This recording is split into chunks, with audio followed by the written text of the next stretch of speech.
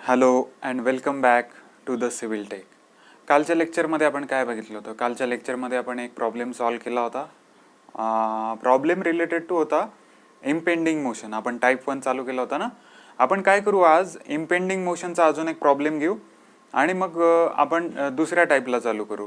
दुसरी टाईप कोणती आहे? एक मिनिट. दुसरी टाईप आहे लॅडर फ्रिक्शन. लॅडर फ्रिक्शन म्हणजे जी शिडी आपण ठेवतो ना, त्या शिडी ठेवल्यानंतर फ्रिक्शन कसं जनरेट होतं हे आपल्याला टाईप 2 मध्ये शिकायचं आहे. पहिलं काय इम्पेंडिंग मोशन, दुसरं आहे लॅडर फ्रिक्शन. ठीक आहे, लेट अस स्टार्ट. आता आज नवीन प्रॉब्लेम घेऊयात आपण. प्रॉब्लेमचं स्टेटमेंट मी रीड करतो, नीट ऐका. अ 400 Newton block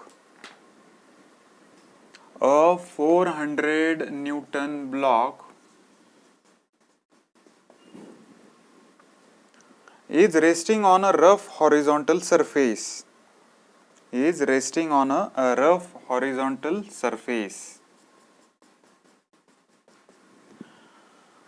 As shown in figure. The coefficient of friction is 0.4.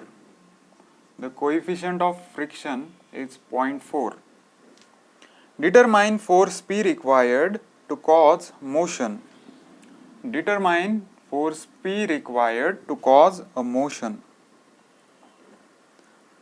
If applied to a block horizontally, what is the maximum force is required to start the motion? Okay, काय दिलंय example मध्ये 400 न्यूटनचा एक block आहे. तो place कसा केलाय आपण? Horizontally place केला आहे. ठीक आहे, हॉरिझॉन्टली हा ब्लॉक आपण प्लेस केलाय. आता या ब्लॉकला ना इथे काहीतरी फोर्स लावलेला आहे. ठीक आहे, त्याला मी नाव देतो पी.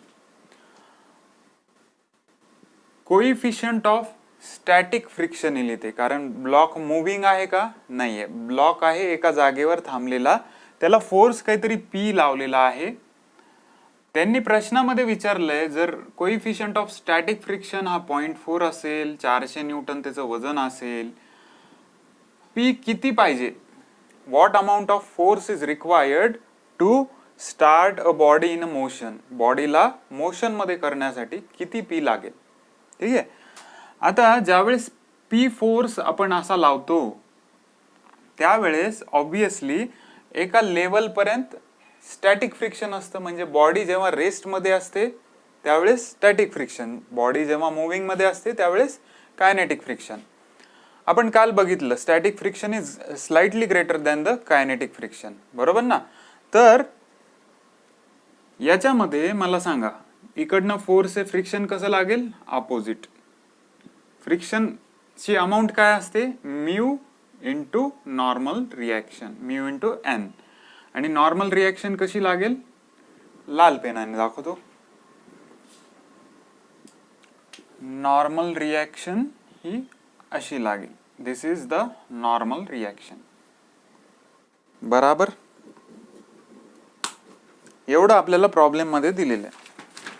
ठीक आहे ना, याच्या व्यतिरिक्त काय नाही. आता काय करणार आपण? या ब्लॉकचं वेट कुठे ऍक्ट होईल? त्याच्या सेंटरला, बरोबर ना. सेंट्रॉइडला ऍक्ट होत असतं. व्हॉट इज सेंट्रॉइड आपण शिकलो. काय? What is centroid? Is the geometrical centre of any figure or structure. हे सेंट्रॉइड. आणि सेंटर ऑफ ग्रॅव्हिटी काय असतं? The point at which whole mass is suppose to be concentrated. तर याचा सीजी म्हणजे सेंटर ऑफ ग्रॅव्हिटी कुठे act होईल? याच्या सेंटरला ऍक्ट होईल. सेंटरला म्हणजे वेट कुठे ऍक्ट होईल? त्याच्या सेंटरला. याला तुम्ही इथे खाली लिहा, म्हणजे इथून असं लिहा, काय इथे लिहा, वन अँड द सेम. तर मी इथे लिहितो डब्ल्यू. किती येते? 400 न्यूटन. ओके. आणि याला मी असं लिहू, म्यू इंटू एन म्हणजे काय असतं? 0.4 इंटू नॉर्मल रिॲक्शन. 0.4 कुठून आलं? हे काय इथे दिले. ठीक आहे. चला, आता आपल्याला कॅल्क्युलेट करायचंय force P.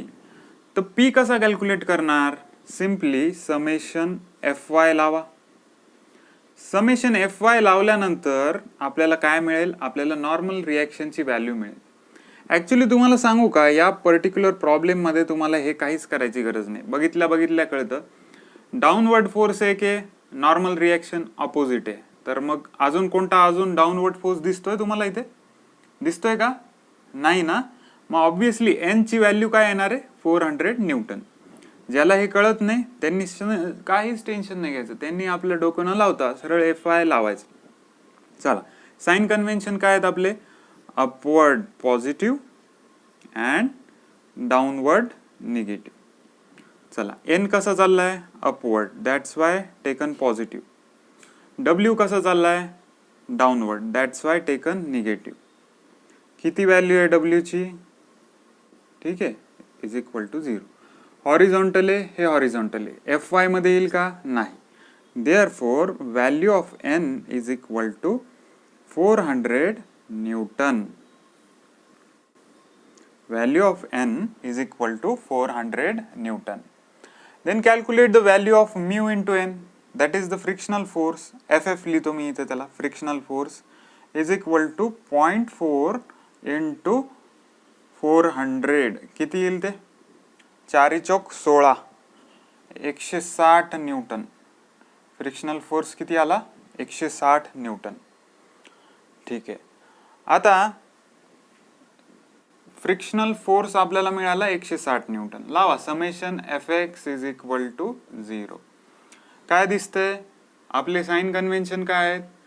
Right word positive, leftward negative. बरोबर ना? हेच साइन कन्व्हेन्शन आहेत आपले. इथे काय दिसतंय? P कसा चाललाय? P राईट वर्ड चाललाय, that's why it is positive and friction is negative. Mu into N is equal to 0.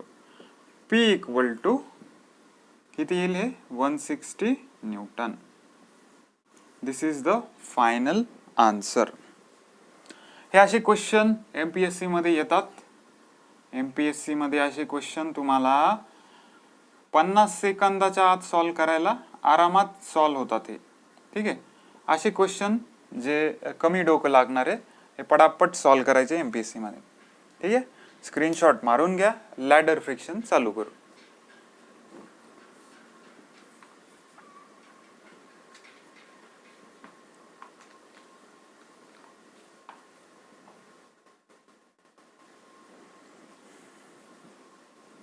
हा टाइप कोणता झाला आपला?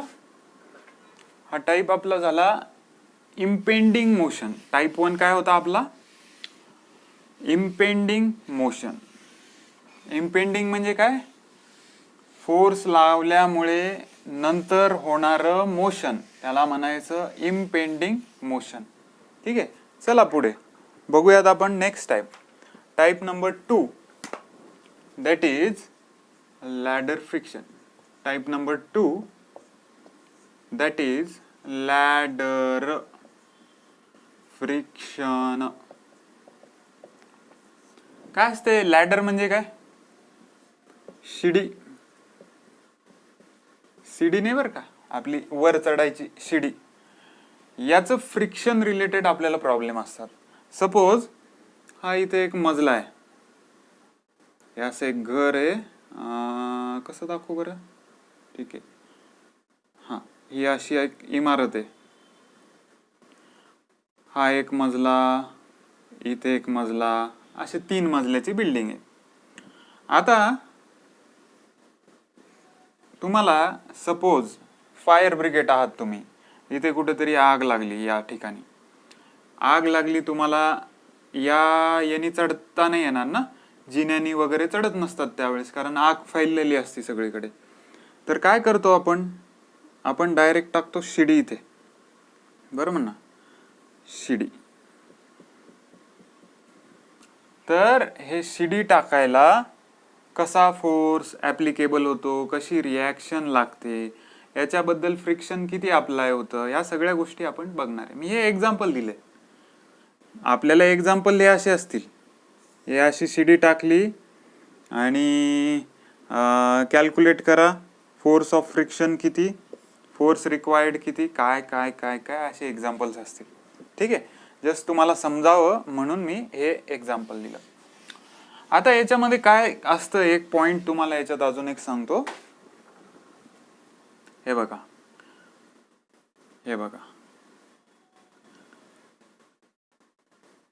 ही जर लॅडर आपण अशी ठेवली, ही भिंत आहे, हा फ्लोर आहे, काय सरफेस आहे, ही काय आहे, भिंत आहे इमारतीची. आता ही जर लॅडर अशी ठेवली, प्रॉब्लेम मध्ये तुम्हाला एक गिवन असतं स्मूथ वॉल. काय असतं? Smooth wall. और कधी कधी फारच दयाळू जर पेपर सेटर असला तो देतो फ्रिक्शन लेस वॉल. फ्रिक्शन लेस वॉल वरनं तर तुम्हाला कळेल तिथं फ्रिक्शन होणार नाही, पण स्मूथ जर आला शब्द तर तुम्हाला कळून घ्यायचं की तिथे फ्रिक्शन होणार नाही. म्हणजे काय, आता बघा आपण फ्री बॉडी डायग्राम शिकलेलो आहोत. आता मी या लॅडरला फ्री करून टाकतो, काढली अशीच्या अशी लॅडर, ठीक आहे. या वॉल कडून मी जर अशी लॅडर ठेवलेली आहे, लॅडर आत गेली आहे का त्या वॉलच्या? नाही गेली. म्हणजे इथे काहीतरी एक रिॲक्शन लागत आहे, बरोबर ना? या डायरेक्शननी रिॲक्शन लागत आहे. खालून जमिनीत गेली का? आपली शिडी जी आहे खालून जमिनीत गेली का? नाही. म्हणून इथून एक रिॲक्शन लागत आहे. ही हॉरिझॉन्टल रिॲक्शन, ही व्हर्टिकल रिॲक्शन.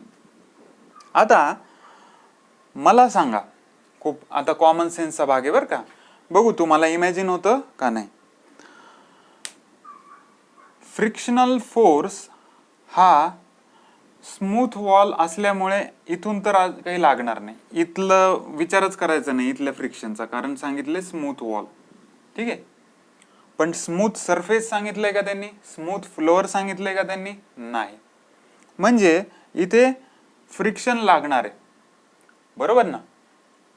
इथे फ्रिक्शन लागणार आहे फ्लोअरला. आता विचार करा तुम्ही, फ्रिक्शनचे दोन डायरेक्शन असू शकतात, एक राईट वर्ड किंवा लेफ्ट वर्ड. इथे कोणतं लागेल फ्रिक्शन?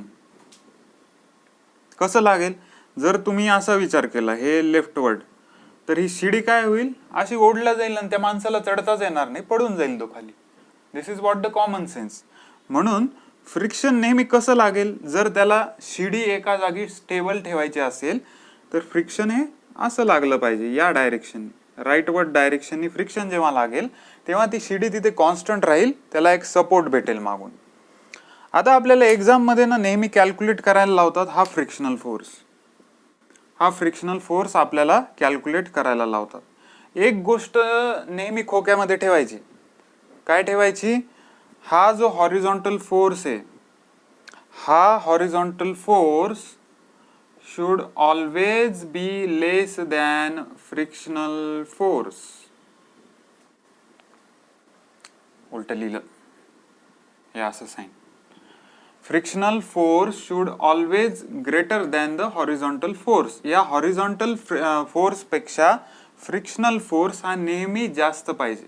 याचा मीनिंग काय? जर हा हॉरिझॉन्टल फोर्स या फ्रिक्शनल फोर्स पेक्षा जास्त असला, हा हॉरिझॉन्टल फोर्स या फ्रिक्शनल फोर्स पेक्षा जास्त असला, म्हणजे यांचं युद्ध झालं असं, तर जिंकेल कोण? Horizontal force. जर तो जास्त असला माणूस खालीच पडून जाईल, बरोबर ना? या हॉरिझॉन्टल फोर्सला रेजिस्ट करणारा जो फोर्स आहे दॅट इज फ्रिक्शनल फोर्स, हा जर जास्त असेल तर ही शिडी एका जागी कॉन्स्टंट राहील. सो जर तुम्हाला असं वाटत असेल आपण शिडीवरनं पडू नये, तर एक गोष्ट डोक्यामध्ये फिक्स पाहिजे की फ्रिक्शनल फोर्स जो आहे तो या हॉरिझॉन्टल फोर्स पेक्षा नेहमी जास्त पाहिजे. काय पाहिजे? नेहमी जास्त पाहिजे. कोण? फ्रिक्शनल फोर्स हॉरिझॉन्टल फोर्स पेक्षा नेहमी जास्त पाहिजे. आणि इन केस जर फ्रिक्शनल फोर्स हा लेस असेल हॉरिझॉन्टल पेक्षा, then there will be a chances of slippage. म्हणजे इथे शिडी स्लिप होणार, इथे होणार का? नाही, कारण फ्रिक्शनल फोर्स रेजिस्ट करणार. ओके, एवढं कळालं.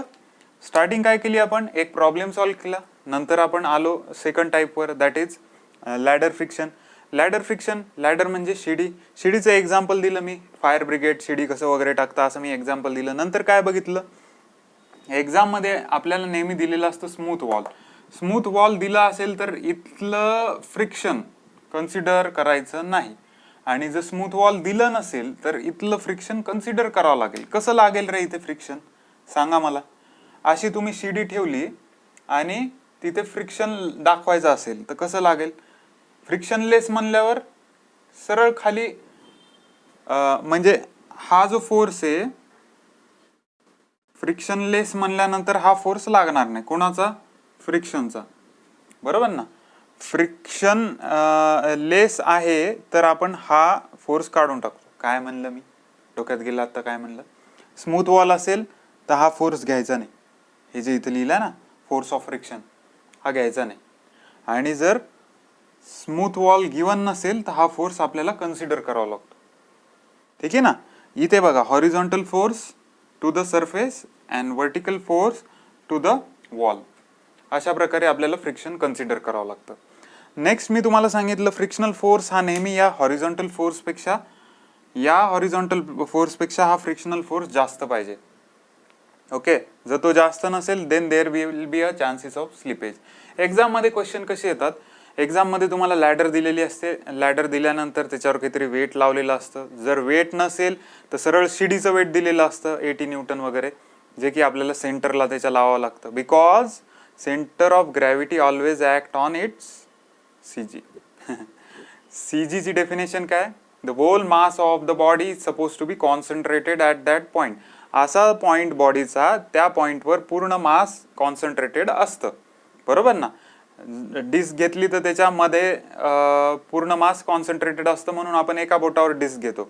शिडीला तुम्ही मधातनं पकडलं, असं मधून पकडलं, बरं शिडी म्हणजे हे दोन पेन आपण कन्सिडर करू, याला मी मधातनं असं मधून पकडलं तर हे स्टेबल होत आहेत ना, पडतायत का बघू. थांबा थांबा थांबा थांबा, स्टेबल करतो. हां, झालं. काय म्हणजे याच्यामध्ये याचा सीजी आहे, हे जे हा जो मधला पॉइंट आहे ना याच्यामध्ये त्याचा सीजी आहे. त्याचप्रमाणे लॅडरचं सीजी कुठे असणार, त्याच्या मिडला. मग लॅडरचं जर सेल्फ वेट कन्सिडर करायचं असेल ना तर आपण नेहमी कन्सिडर करणार त्याच्या मिडला, बरं का. ही गोष्ट लक्षात फिक्स मध्ये ठेवा. लॅडरचं self weight will be considered at its centre. ठीक आहे, ओके. चला, तुम्हाला जे काही बेसिक लागत होते प्रॉब्लेमशी डील करायला ते सगळे मी क्लिअर केले, स्क्रीनशॉट मारलो. Let us start with the problem.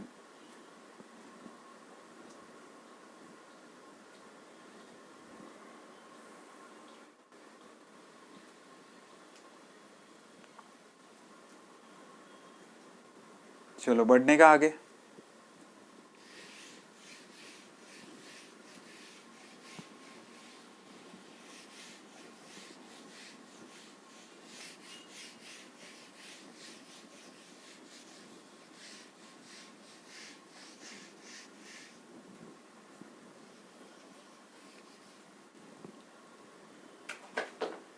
Let us start with the first problem. Type number 2, that is ladder friction. Very first problem of ladder friction. A 15-meter ladder, length is 15 meter. A 15-meter ladder has a uniform weight of 80 Newton. What is W? 80 Newton. And rest against a smooth wall. काय लिहिलंय, smooth wall दिलंय.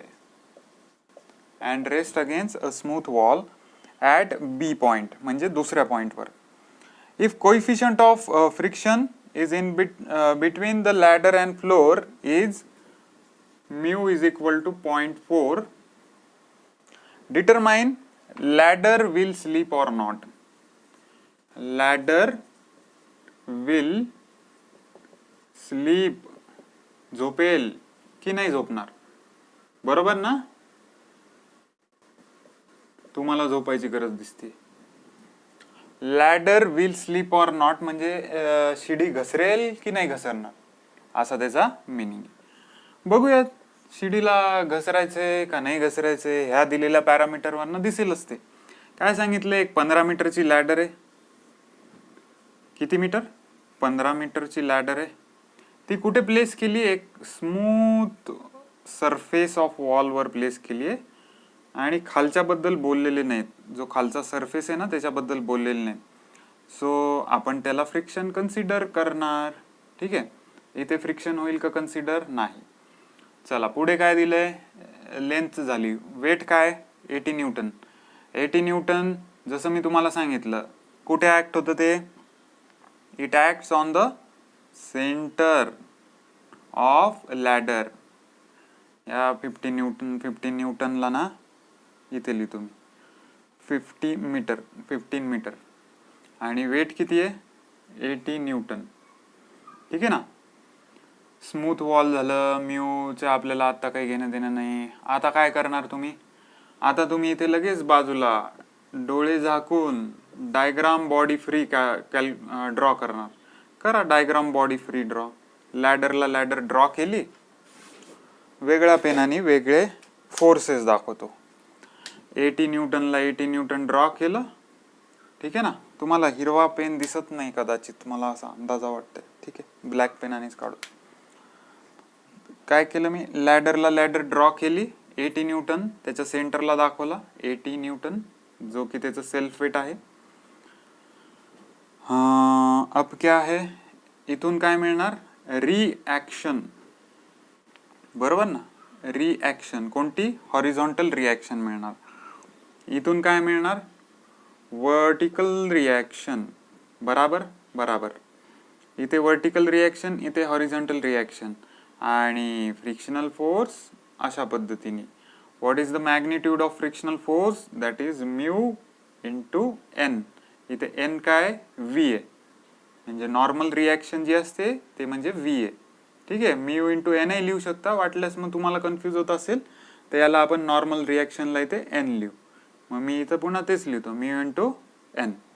ठीक आहे, इथपर्यंत कळालं?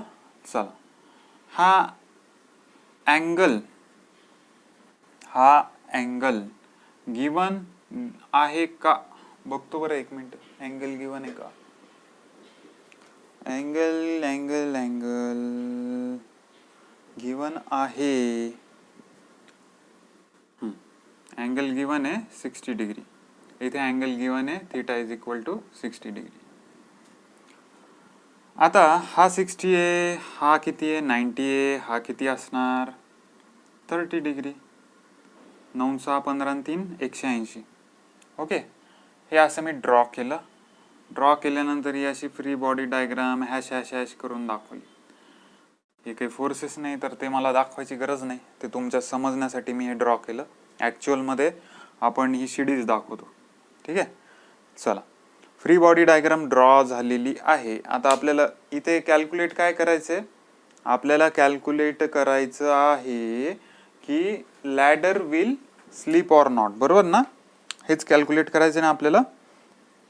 तर ladder हे slip होईल की नाही होईल हे आपल्याला कशाहून कळणार? काय सांगितलं होतं मी आता लास्ट 10 मिनिटापूर्वी की ज्यावेळेस दिस हॉरिझॉन्टल फोर्स एच हा कमी असेल फ्रिक्शनल फोर्स पेक्षा तर लॅडर स्लिप होणार नाही. Slippage will not be there. आणि जर एच मोठा असेल फ्रिक्शनल फोर्स पेक्षा then there will be chances of slippage. म्हणजे आपल्याला सगळ्यात पहिले ना हॉरिझॉन्टल फोर्स कॅल्क्युलेट करायचा आहे. हॉरिझॉन्टल फोर्स कॅल्क्युलेट करायचा आहे तर मग आपल्याला हॉरिझॉन्टल फोर्स हा फोर्स कॅल्क्युलेट करावा लागेल. हा फोर्स कॅल्क्युलेट कसा करणार? काही आठवतंय? मुवमेंट आपण घेत होतो बघा. मुवमेंट बद्दल एक ट्रिक तुम्हाला सांगतो. मुवमेंट तुम्ही ज्या पॉइंटला घेताल ना त्याच्या अपोजिट पॉइंटची आपल्याला व्हॅल्यू मिळत असते. मला मिळवायची कोणाची व्हॅल्यू आहे? एच ची व्हॅल्यू मला मिळवायची. मग मी घेणार कुठे? या पॉइंटवर. मला जर एन ची व्हॅल्यू मिळवायची असती तर मी घेणार कुठे? या पॉइंटवर. ठीक आहे, या पॉइंटवर मुवमेंट घेतली. टेकिंग या पॉइंटला मी नाव ए देऊ का? या पॉइंटला मी नाव बी देतो. या एच ला मी एन बी नाव देतो, एन बी. आणि या ए ला मी ए ची जी रिॲक्शन आहे त्याला एन ए नाव देतो. जरा सोपं पडतं. ठीक आहे, ए पॉइंटवर मुवमेंट घेतो. Movement at A. Movement at A घेतल्यानंतर ए कडे येणारे फोर्सेस. बर, हे इथून इतकं डिस्टन्स सांगा मला. टोटल 15 आहे, त्याच्या सेंटरला लागत असेल तर हे किती झालं? 7.5. हे किती झालं? 7.5 मीटर. 7.5 आणि 7.5 15. ठीक आहे. आता मला सांगा की आता मला कॅल्क्युलेट काय करायचंय? मला कॅल्क्युलेट करायचंय व्हॅल्यू ऑफ एन बी. तर value of N B calculate करण्यासाठी मी घेतली moment at a point.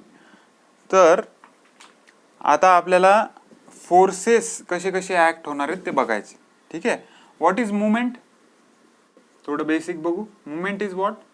Force into perpendicular distance. आता या 80 न्यूटन हा फोर्स दिसतोय, याचा परपेंडिक्युलर डिस्टन्स काय झालं? हे एवढं झालं, बरोबर ना? हा जर आपण असा प्रोजेक्ट केला खाली तर हे एवढं डिस्टन्स झालं, बरोबर ना? मग हे किती डिस्टन्स झालं हे कसं कळणार? हे डिस्टन्स म्हणजे हे डिस्टन्स नसतं बरं का, हे परपेंडिक्युलर झालं, हे स्लोपिंग डिस्टन्स झालं. तर हे डिस्टन्स कॅल्क्युलेट करायला आपल्याकडं आहे एक फॉर्म्युला, ज्याच्या सोबत अँगल होतो, ज्याला अँगल भेटतो तो काय असतो? कॉस. मग हे डिस्टन्स काय झालं? 7.5 इंटू कॉस 60. कॉस 60, बरोबर ना? बरोबर. ठीक आहे. अजून काही? हे बघा, आता तुम्हाला मजा सांगतो हा. 7.5 ज्याला अँगल चिटकतो ते झालं कॉस, आणि ज्याच्या समोर असतो ती जी लेंथ काय असते ती साइन असते. म्हणजे ही लेंथ जर तुम्हाला कॅल्क्युलेट करायची गरज पडली तर ही मी पहिलेच कॅल्क्युलेट करून ठेवतो. ही काय झाली? 7.5 साइन 60 डिग्री. ही लेंथ, ही एवढी लेंथ जर तुम्हाला कॅल्क्युलेट करायची गरज पडली, ही हा ट्रायंगल कन्सिडर केला हा, तर याची टोटल लेंथ किती आहे? 15. मग याच्या समोरची लेंथ काय झाली? 15 साइन 60.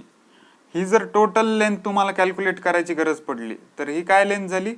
15 कॉस 60. सगळ्या लेंथ कॅल्क्युलेट केल्या. हे बघा, ही लेंथ 7.5 कॉस 60, ही लेंथ 7.5 साइन 60, ही लेंथ 15 कॉस 60, आणि ही लेंथ 15 ही लेंथ 15 साइन 60, बरोबर ना? ही टोटल किती आहे? 15 आहे. त्याच्या समोरची बाजू झाली साइन, म्हणजे ही 15 साइन 60, ही झाली 15 कॉस 60. चलो, movement is equal to force into perpendicular distance घेतली मी. आता मुवमेंट ए पॉइंटवर, ए पॉइंटवर घेतल्यावर मला सगळ्यात पहिले फोर्स दिसला 80 न्यूटन. ए कडे हा 80 न्यूटन कसा चाललाय? क्लॉकवाईज. क्लॉकवाईज पॉझिटिव्ह आणि अँटी निगेटिव्ह. ठीक आहे. क्लॉकवाईज पॉझिटिव्ह आणि अँटी क्लॉकवाईज निगेटिव्ह. त्या पॉझिटिव्ह फोर्सची आपल्याला फोर्स किती आहे? 80, आणि परपेंडिक्युलर डिस्टन्स 7.5 कॉस ऑफ 60. एवढं कळालं? चला, याच्या पुढे कुठं फोर्स दिसतोय तुम्हाला? दिसतोय हा काय? याचं या डिस्टन्स पर्यंत पोहोचण्याचं अंतर परपेंडिक्युलर काय झालं? हे फोर्स दिसला ना, त्याला परपेंडिक्युलर बघायचं. मी हे बघितलं, हे परपेंडिक्युलर, हे बघितलं, हे perpendicular. He line of action आहे ना, ही लाईन ऑफ ऍक्शन आहे. तर या फोर्सला परपेंडिक्युलर हे अंतर झालं. कसा चाललाय तो? हे बघा, याला इथे पोहोचायचंय. कसा जाईल तो? अँटी क्लॉकवाईज, बरोबर ना? Therefore anti clockwise negative, minus N B into this distance 15 into sine of 60. अजून हाय का कोणता फोर्स?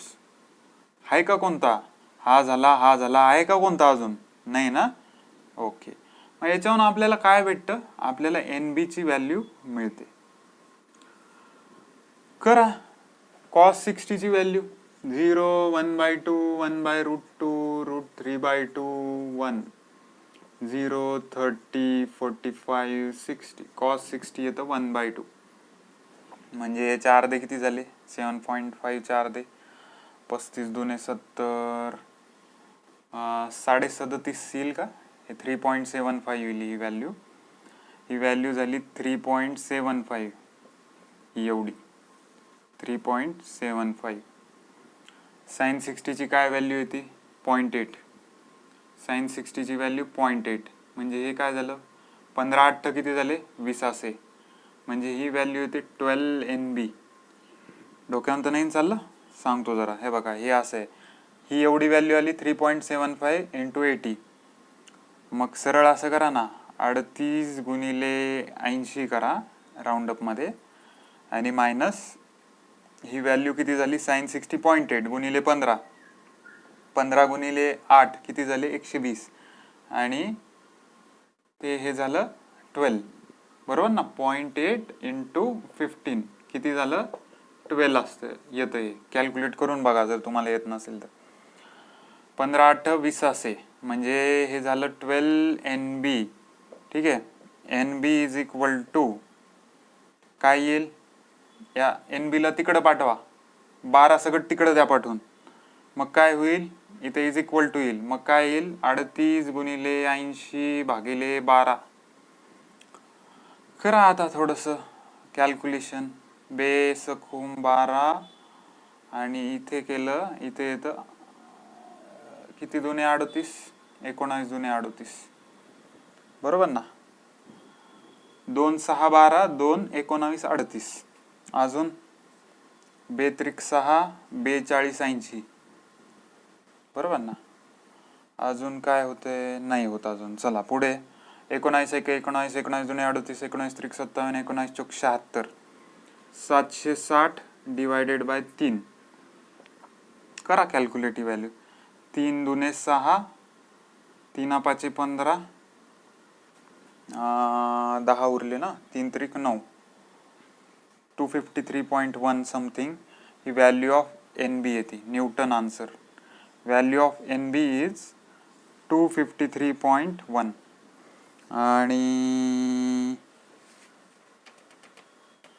आणि काय बरं, आणि काय 80 × 7.5 कॅल्क्युलेशन कुठे रॉंग गेलं का आपलं. 80 × 7.5 cos 60 NB × 50. यस, राईट आहे. यस.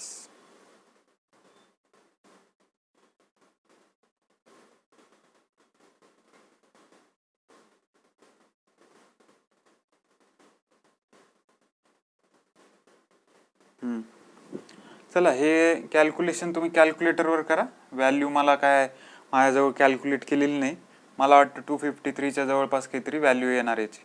ठीक आहे, तर ही झाली NBची व्हॅल्यू. NB आपण कॅल्क्युलेट केलं. ठीक आहे, आता NB कॅल्क्युलेट केलं, आता आपल्याला काय कॅल्क्युलेट करायचं आहे, आपल्याला फ्रिक्शनल फोर्स माहिती पाहिजे ना. फ्रिक्शनल फोर्स काय असतो, म्यू × NA. जी काही वर्टिकल रिॲक्शन असते ना, मल्टिप्लाइड बाय म्यू असतं. इथे वर्टिकल रिॲक्शन काय आहे, NA. तर NA आपल्याला कॅल्क्युलेट करण्यासाठी आता मुवमेंट कुठे घ्यावं लागेल, इथे घेतो. इथं मुवमेंट घेतल्यानंतर तुम्हाला इथले अननोन मिळतील, बरोबर ना. पण तिथे तर मला ना 2 अननोन दिसत आहेत. या ठिकाणी NA एक अननोन आहे, हा एक, 2 अननोन असताना आपल्याला मुवमेंट घेता येत नाही, कारण उत्तरच येणार नाही. मग आपण काय करणार, इथं समेशन FY लावणार. ठीक आहे, हे याचा स्क्रीनशॉट मारा, थोडं रब करतो मी.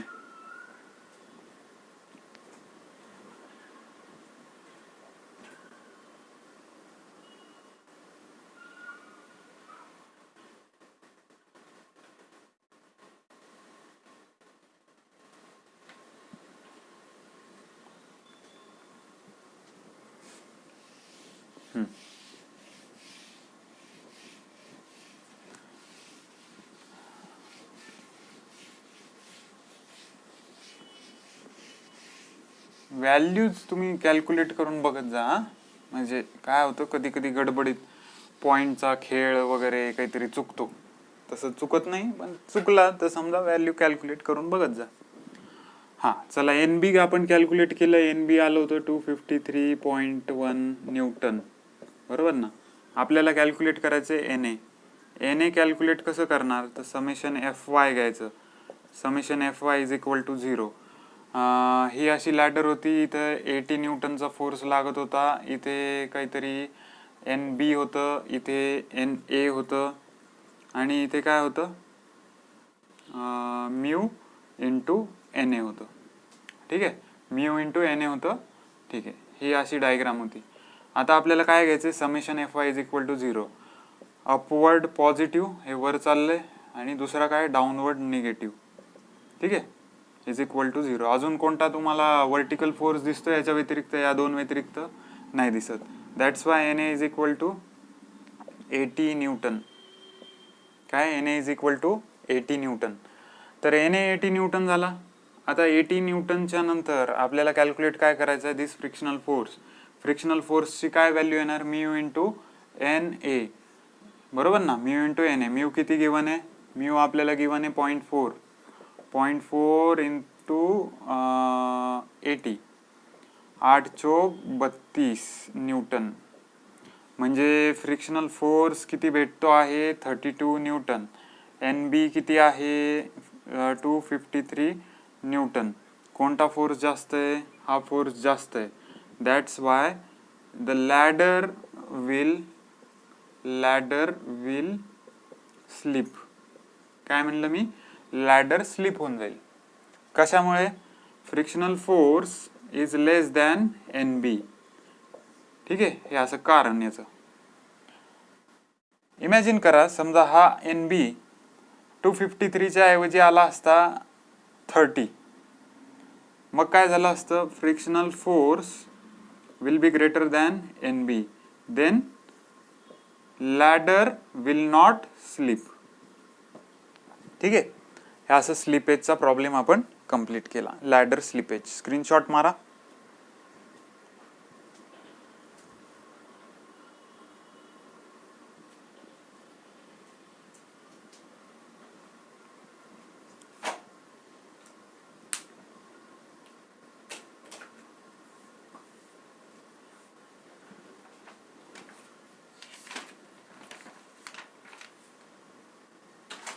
ठीक आहे, चला. आता आज हे जे लॅडर फ्रिक्शन आहे ना, याच्यामध्ये व्हरायटी अजून काहीच येऊ नाही शकत. काय नाही येऊ शकत व्हरायटी, म्हणजे तुम्हाला प्रत्येक वेळेस लॅडर दिलेलीच असणार. लॅडरवर एकतर ते माणूस देतील, माणसाचा लोड दिलेला असेल तर तो एक तर सेंटरला देतील किंवा इथे कुठेतरी देतील, एक तर एंडला इथे. त्याच्यावरून तुमचं काय बदलणार आहे, फक्त साइन कॉस कॉम्पोनंट बदलणार आहे. अँगल दिलेला असेल, नसेल दिला तर काहीतरी तुम्हाला खालचं व्हर्टिकल डिस्टन्स, हॉरिझॉन्टल डिस्टन्स दिलेला असेल, त्याच्यावरनं अँगल काढता येईल. तर हे झालं आपलं लॅडर फ्रिक्शन. आज आपण सकाळपासून आल्यापासून काय काय पाहिलं, आज आल्या आल्या आपण पाहिलं एक problem related to the impending motion. Impending motion नंतर आपण आलो लॅडर फ्रिक्शनवर. लॅडर फ्रिक्शनचे आपण व्हेरियस कन्सेप्ट समजून घेतले. व्हेरियस फ्री बॉडी डायग्राम बघितलं की कसे फ्री बॉडी डायग्राम होतं लॅडरचं.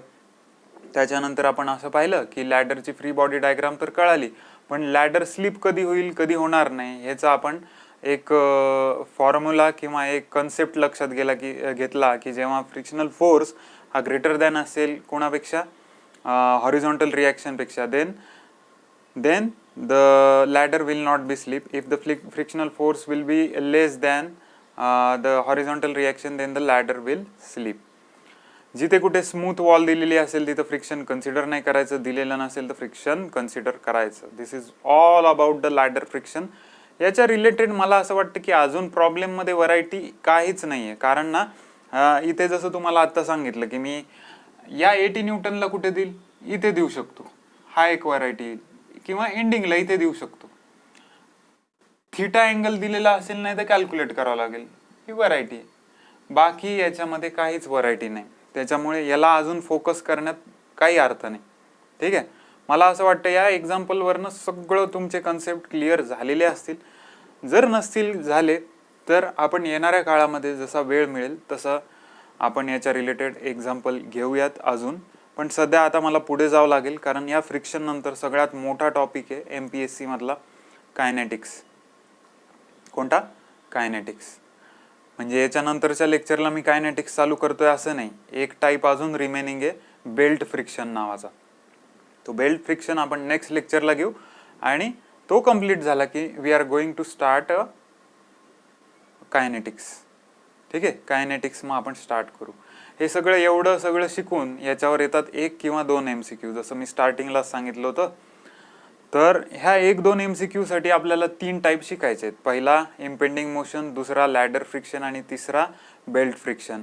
चौथा एक टाईप आहे वेज फ्रिक्शन, पण त्याच्यावर क्वेश्चन आजपर्यंत आलेले नाहीत आणि येण्याची शक्यता पण नाही, कारण त्याला भरपूर लेंदी प्रोसेस आहे. त्याच्यामुळे वेज फ्रिक्शन आपण घेणार नाही. आपण घेणार कोणता इम्पेंडिंग मोशन झालेले आहे. आता आज लॅडर फ्रिक्शन झालं, उद्या आपण घेणार बेल्ट फ्रिक्शन.